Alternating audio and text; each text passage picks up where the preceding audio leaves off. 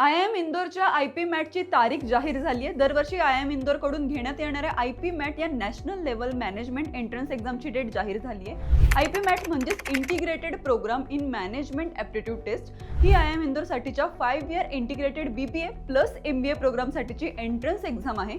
यावर्षी ही परीक्षा 12 मेला होणार असून त्याचे रजिस्ट्रेशन 14 फेब्रुवारी पासूनच सुरू झाले आहे। ही परीक्षा ऑनलाईन होईल।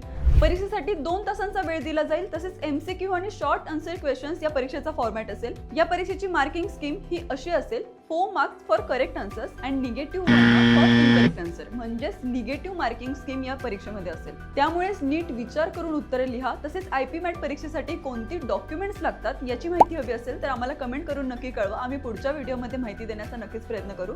त्यासाठी आमच्या Instagram चॅनलला फॉलो करायला विसरू नका। तुम्हाला अजून काही शंका असल्यास आमचा Google फॉर्म भरा।